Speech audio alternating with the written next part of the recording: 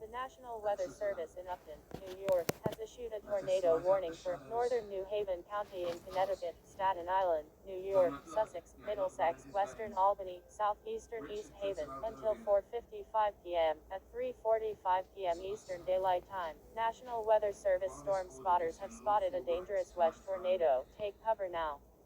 It is by his own attributes.